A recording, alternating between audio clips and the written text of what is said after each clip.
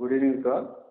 ఈరోజు ఈ మీడియా సమావేశం ఏర్పాటు చేయడానికి ముఖ్యమైనటువంటి కారణం వివేకానంద రెడ్డి గారి హత్య కేసులో ప్రధానమైనటువంటి సాక్షి అయినటువంటి పులివెందులకు చెందిన రంగయ్య, అప్పుడు వాచ్మెన్గా పనిచేసినటువంటి వ్యక్తి, నిన్న సాయంత్రం 6:43 గంటలకి రిమ్స్ హాస్పిటల్ కడపలో చికిత్స పొందుతూ మరణించడం జరిగింది.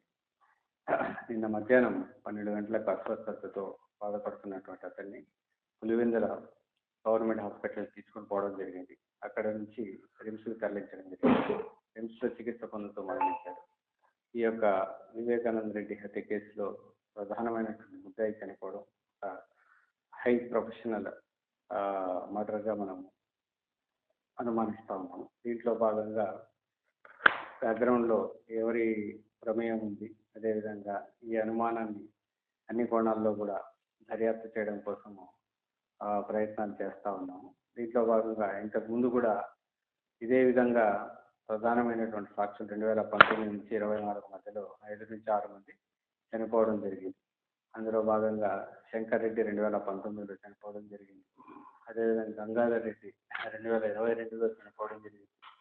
వైఎస్ అభిషేక్ రెడ్డి 2024 సెప్టెంబర్లో చనిపోవడం జరిగింది.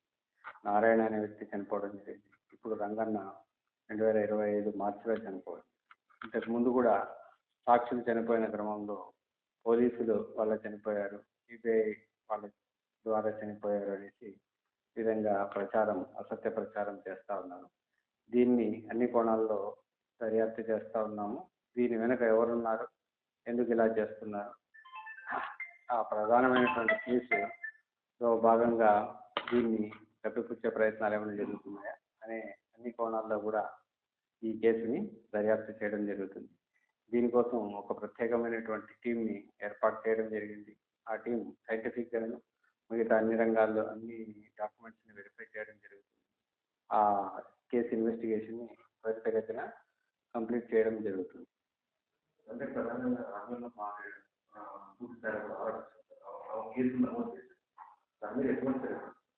ఆమె అనుమానాస్పద కేసు కింద కంప్లైంట్ ఇవ్వడం జరిగింది. ఆమె కేసును బేస్ చేసుకొని అనుమానాస్పద మరణం కింద కేసు రిజిస్టర్ చేయడం జరిగింది. దీంట్లో వాస్తవాలన్నింటినీ కూడా అన్ని సైంటిఫిక్ యాంగిల్స్లో అనాలిసిస్ చేసి స్పెషల్ టీమ్తో అనాలిసిస్ చేసి బయటికి తీసుకురావడానికి ప్రయత్నం చేస్తాం. ఇప్పటి వరకు ఇంకా ఈరోజే పోస్ట్ మార్టం కంప్లీట్ అయింది.